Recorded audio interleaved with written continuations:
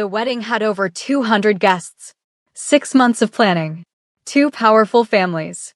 Everything exactly the way it was supposed to be. And then, I can't do this. The room went silent. Park Ji-soo stood before him in a white dress that had taken 6 months to choose. Her face didn't break, but her eyes did something. "Kong-in," she said quietly. "Not here." "I know what you did," he said. "I know about the hospital. I know what you did to her. All of it." Something moved across Jisoo's face. "It's because of her," she said, her voice dropping lower. "I knew it. From the moment you started looking different, I knew there was someone. It's because of her, isn't it?" "It's because of you," he said quietly. "Because of who you showed me you were." The silence that followed was the loudest thing anyone in that room had ever sat inside. And if you think this ends like a normal wedding, leave a like. Because what happened next, no one in that room was ready for it. 8 months before that wedding, Nia James was not thinking about anyone. She was a trauma surgeon at the city's most demanding hospital. 28, the kind of doctor who made decisions in the time it took other people to understand the question. Who had been in operating rooms at 3 a.m. with someone's life literally in her hands and come out the other side still standing. Still sharp. Still herself. She had built everything she had herself. Years of work. No shortcuts. No safety nets. The kind of discipline that leaves no space for distractions. She wasn't looking for anyone. She barely had time to look for her keys most mornings. It was a Thursday night. Late. A man came into her trauma bay unconscious. Severe internal bleeding. No identification. No next of kin contact. Just a body that needed saving and about 11 minutes to save it in. She saved him. For hours later, she was at the nurse's station writing up her notes when a voice behind her said, "Dr. James." She turned. Korean man. Early 30s. Dark suit. A face so completely still it stopped her for just a second. Not the stillness of someone calm, but the stillness of someone who had decided a long time ago that the world did not get to see what was happening inside him. "The man you just saved," he said. "He works for me." 2 nurses nearby went quiet. Not because of what he said, but because of who he was. People like him didn't wait in hospitals. Things moved for them. And yet, he was standing here. Waiting. "He's stable," she said. 6 weeks recovery minimum. "I know," he said. "I watched the Bay footage. You made 3 decisions in the first 90 seconds that most surgeons wouldn't have made until minute 4. She looked at him. "You watched the Bay footage." "I wanted to understand who saved his life," he said simply. "And? I'd like to buy you coffee," he said. "If you're finished here." She looked at him for a long moment. "I finish in 40 minutes, she said. "I'll wait," he said. He did. Exactly where she had left him.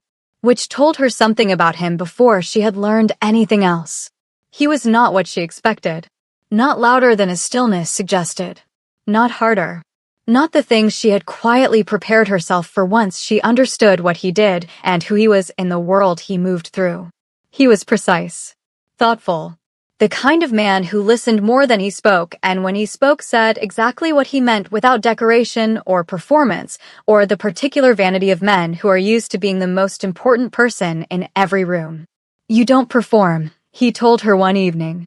They were at dinner, the third one, the one where the conversation had stopped being careful and started being real. "Most people perform. You just are." "Is that a compliment?" she said. "It's the most accurate thing I know how to say about you," he said. She looked at him for a moment. "You're very literal." "I find it saves time," he said. She almost laughed. "Does it?" "With most people," he said. "You're the first person who has made me wish I had more time to waste." She laughed then. He went very still, like he was memorizing the sound of it. "What?" she said. "Nothing," he said. But something had moved across his face. Something brief and unguarded that she filed away carefully because she had the feeling it didn't happen often. Over 3 months they built something quietly. Not announced. Not rushed. Just real, in the specific way that things are real when 2 people are too honest to pretend and too busy to perform. He showed up in the specific ways that told her he had been paying attention to who she actually was. The book she mentioned once that appeared on her doorstep 3 days later. The restaurant she had said in passing she'd always wanted to try, booked for a Friday without announcement. Small things. Chosen precisely. She found herself doing things she hadn't done in a long time. Thinking about a conversation before it happened. Noticing what she was wearing. Looking forward to something the way she used to before work took up all the space that looking forward required. He made her want to be known. And she had not wanted that in a very long time. He was going to end the engagement. That is the thing that needs to be understood before anything else. He had been going to end it for 3 weeks before any of what came next. He had been building toward it in the way he built toward everything carefully, with certainty, making sure the decision was complete before he acted on it. Because the engagement to Jisoo was not his. Not really. It had been arranged the way things in his world were often arranged, through the right families, the right connections, the right logic on paper. His mother had suggested it. His advisors had confirmed it made sense. Jisoo was from the right world. Understood the right things. Would say the right things at the right tables. He had said yes because he had not yet understood what saying yes to the wrong thing cost. He and Jisoo functioned. They appeared at the right events. Said the right things to the right people. She never asked him questions he didn't want to answer, and he never offered anything beyond what was required. It was a life on paper. A commitment made between two people who had never once looked at each other the way he had looked at Nia across a dinner table when she said something that surprised him. Nia was the first thing in a long time that felt like something actually his. He was going to end the engagement. He had been 3 weeks away from saying it out loud. He never got there. Because before he could say what he had been building toward, Nia stopped answering his calls. A passing comment from a colleague who assumed she already knew. Isn't that the man you've been seeing? I saw the engagement announcement. 6 months ago apparently. Park Jisoo, they're all over the society pages. Oh, her colleague stopped. Read her face. You didn't know. No, Nia said quietly. I didn't know. She went home that evening and sat in her apartment for a long time. Not crying. Not calling anyone.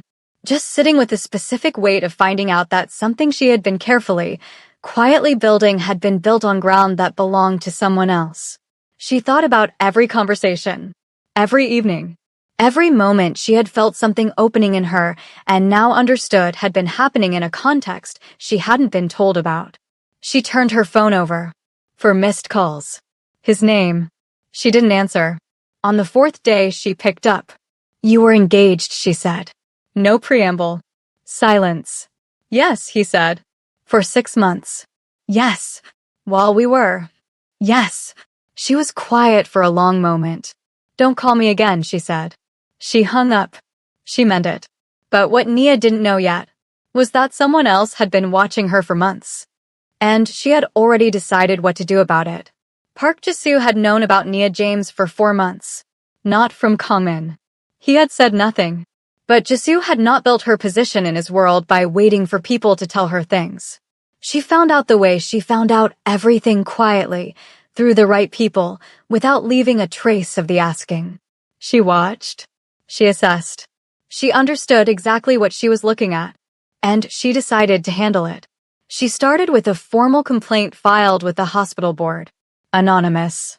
Questioning the judgment calls made in a specific surgery.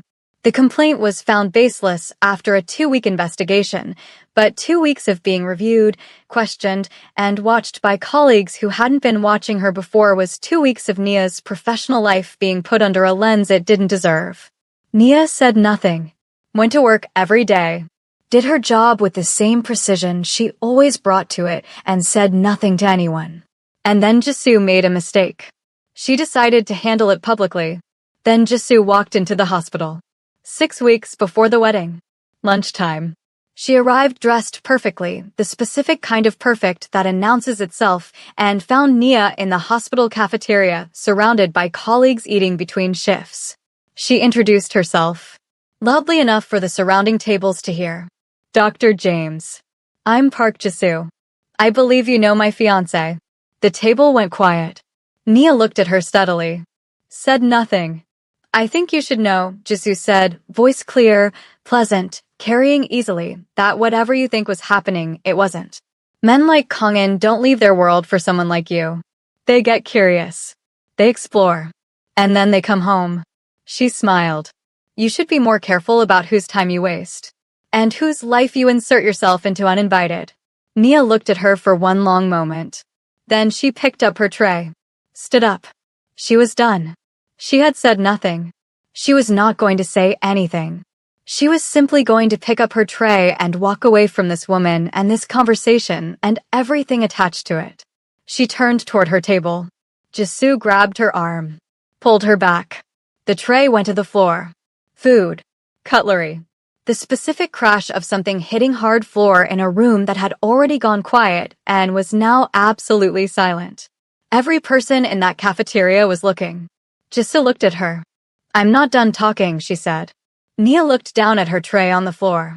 Then she looked up at Jisoo slowly. Excuse me, she said. Not loud. Not shaking. The specific quiet of a woman who has just crossed from composure into something that composure is not big enough to contain. You don't walk away from me, Jisoo said. You just put your hands on me, Nia said. Quietly. Clearly. Loud enough for every person still watching. In my hospital.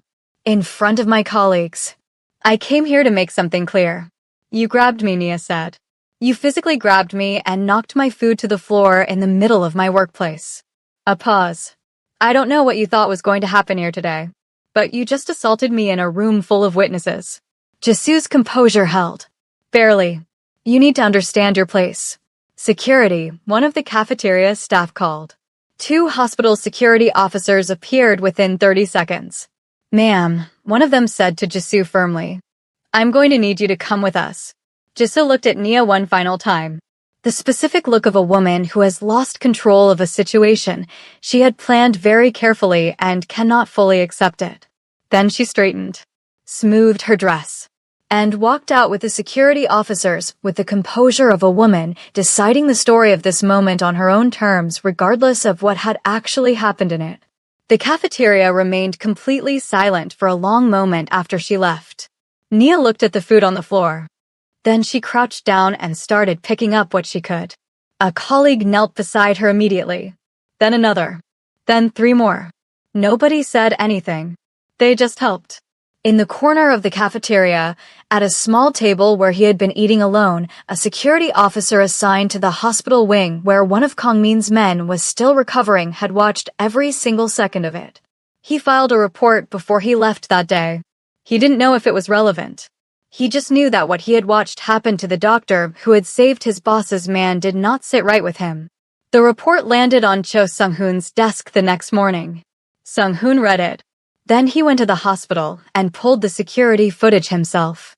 Then he sat with what he had for 3 days, because what he had was not a small thing, and he understood exactly what bringing it to Kang in 3 days before his wedding was going to mean.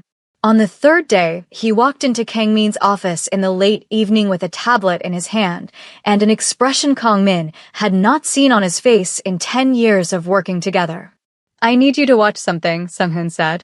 What is it? Kangmin said. Please just watch it, Sung-hoon said. Kangmin watched it. The cafeteria. All of it. Jisoo walking in. Finding Nia. Every word. The tray. The grab.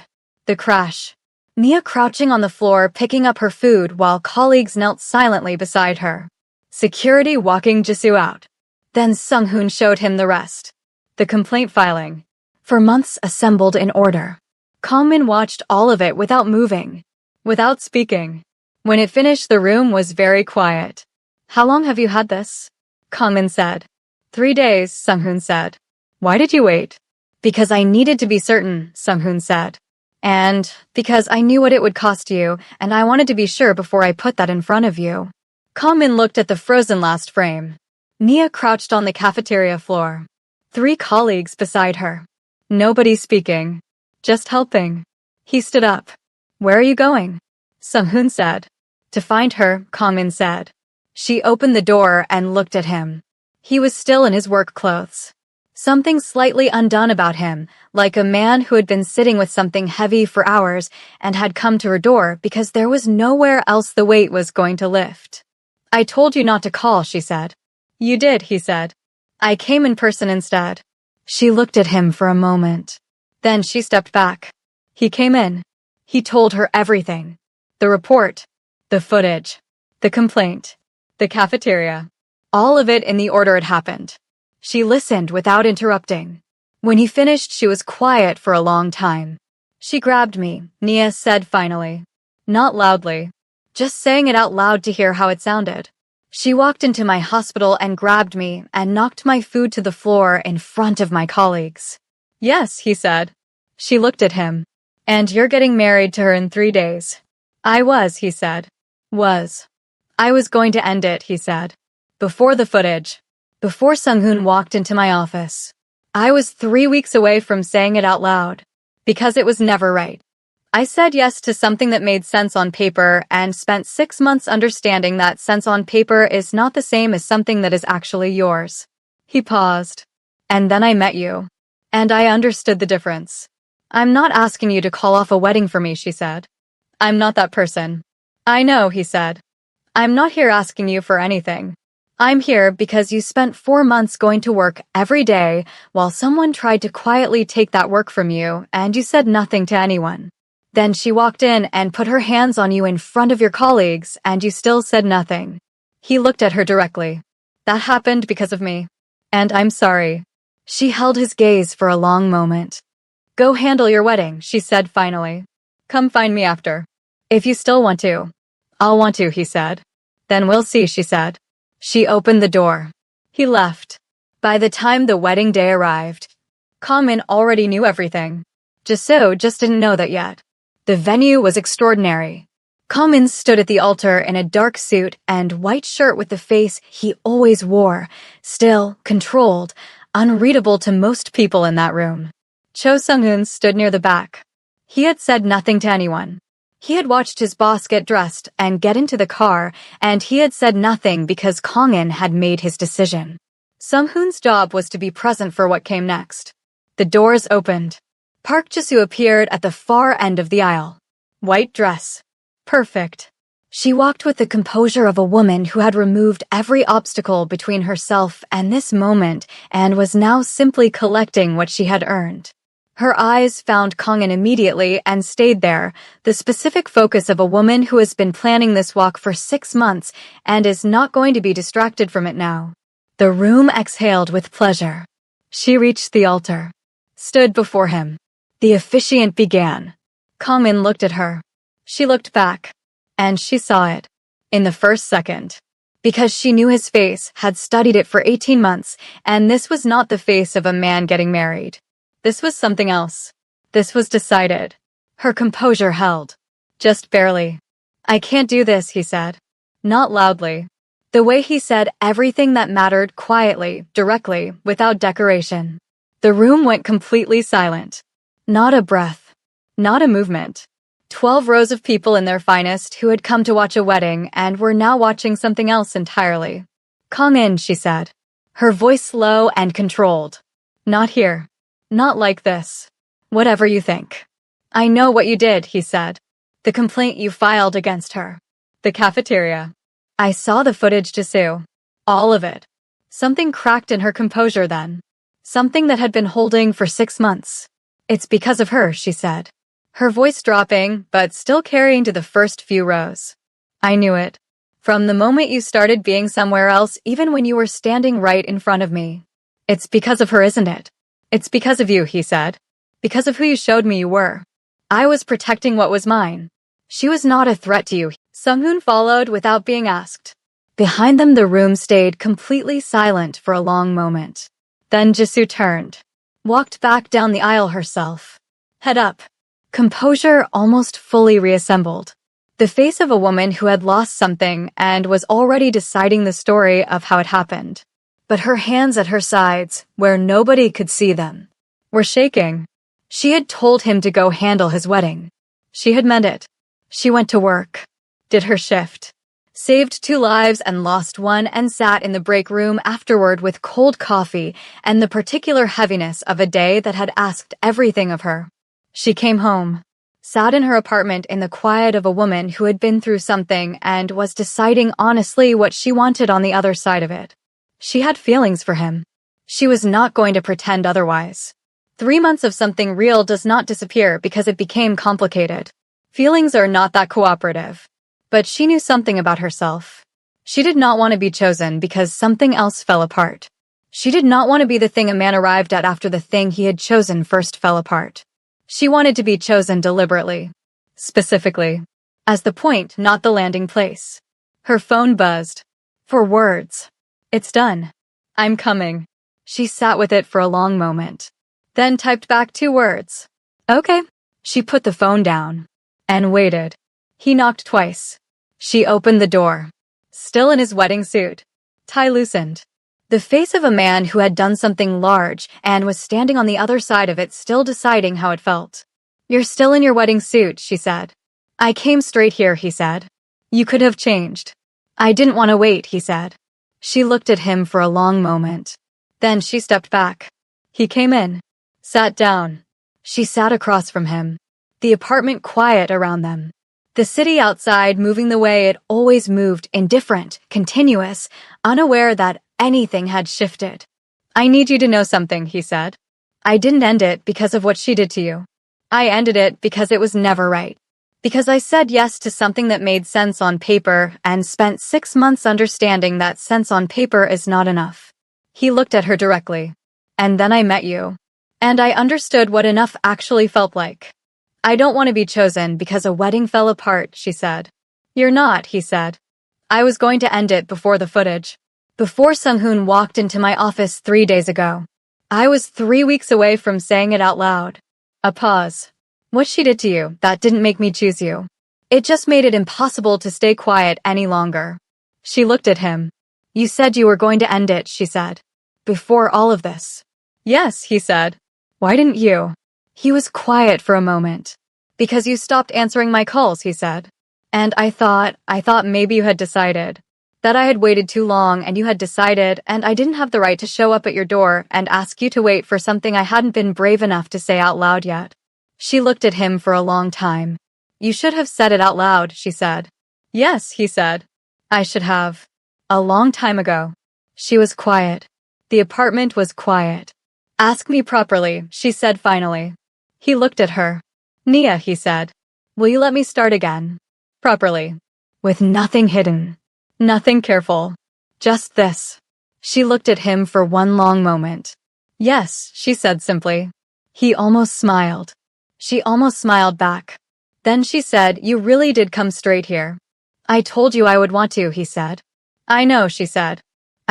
She looked at him in his slightly rumpled wedding suit sitting in her apartment at whatever hour this was. I didn't think you meant immediately. I meant immediately, he said. She looked at him for a moment. Then she laughed. Really laughed. The unguarded full kind that came from somewhere real. And he went very still the way he always did when she did that.